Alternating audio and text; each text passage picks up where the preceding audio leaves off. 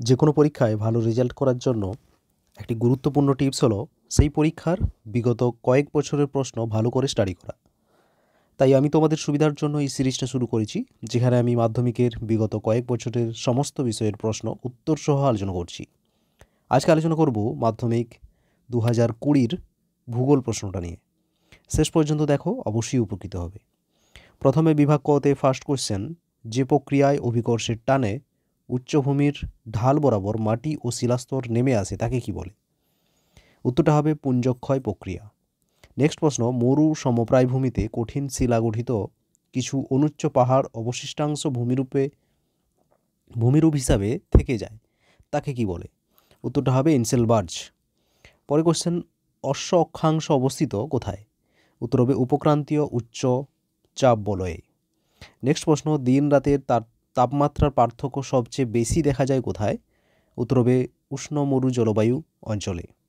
Next প্রশ্ন, সমুদ্র স্রোতের সৃষ্টি নির্ভর করে তা হলো কিসের উপর?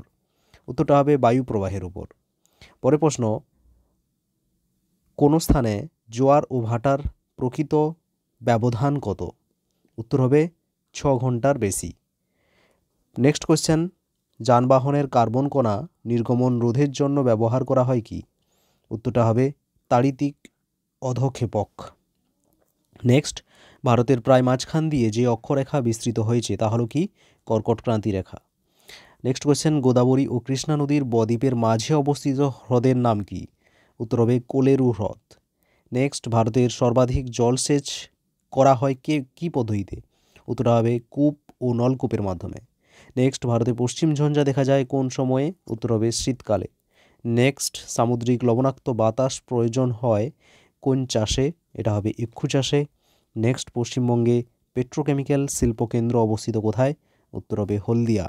নেক্সট, টোপোগ্রাফিক্যাল মানচিত্রে সমোন্নতি রেখা অঙ্কন করা হয় যে রং দিয়ে? সেটা হবে বাদামি। তারপরে বিভাগ খতে শুদ্ধ ও অশুদ্ধ।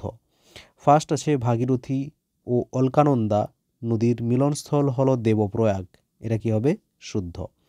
নেক্সট, মিস্ট্রাল একটি উষ্ণ স্থানীয় বায়ু যা ফ্রান্সের রোন নদী উপত্যকায় প্রভাবিত হয়, এটা ভুল হবে।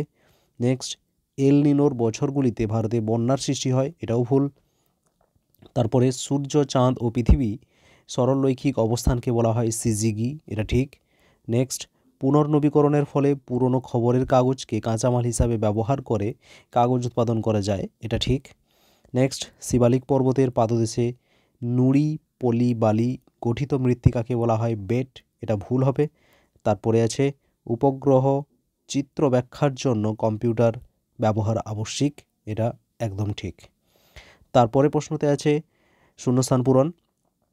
আবহবিকার ও ক্ষয়কার্যের যৌথ কার্যের ফলে সৃষ্ট ভূমিভাগের পরিবর্তন করার প্রক্রিয়াকে কি বলে? এটাকে বলা হবে নগ্নি ভবন। নেক্সট প্রশ্ন, মরু অঞ্চলে বায়ুর ড্যাশ কার্যের ফলে মরুদ্যান সৃষ্টি হয়? উত্তর হবে ক্ষয় কার্যের ফলে। তারপরে প্রশ্ন, বায়ুর চাপে ঢাল বৃদ্ধি পেলে বায়ুর গতিবেগ কি হয়? এটা কি হবে? বৃদ্ধি পায়। তারপরে সমুদ্রের শীতল জল মেরু অঞ্চল থেকে ড্যাশ স্রোতরূপে নিরক্ষীয় অঞ্চলের দিকে প্রভাবিত হয়, এটা হবে অন্তঃস্রোতরূপে। তারপরে ভারতের দীর্ঘতম জাতীয় সড়ক পথ হলো কি? NH-44। ভারতীয় মহাকাশ গবেষণা সংস্থা কোথায় অবস্থিত? এটা হচ্ছে ব্যাঙ্গালোরে। তারপরে প্রশ্ন, বৈদ্যুতিক বজ্রকে সংক্ষেপে কি বলা হয়? বজ্র বলা হয়। তারপরে আছে পৃথিবীর বৃহত্তম উপত্যকা হিমবাহের নাম কি? উত্তর হবে আলাস্কার হুবার্ট। তারপরে ভূপৃষ্ঠের কোন অঞ্চলের ওপর বায়ুমণ্ডলের প্রথম ওজোন গহ্বর আবিষ্কৃত হয়েছে? উত্তর কি হবে? আন্টার্কটিকা। তারপরে প্রশ্ন, পশ্চিমঘাট পর্বতমালার দীর্ঘতম গিরিপথটির নাম কি? উত্তর হবে পালঘাট। নেক্সট, কেরালার উপকূলের উপহ্রদগুলিকে স্থানীয় ভাষায় কি বলে? উত্তর হবে কয়াল। তারপরে ভারতের উচ্চতম জলপ্রপাতটির নাম কি? উত্তর হবে কুঞ্চিকল। তারপরে প্রশ্ন, ভারতের কোন শহরে প্রথম পাতাল রেলের যাত্রা শুরু হয়?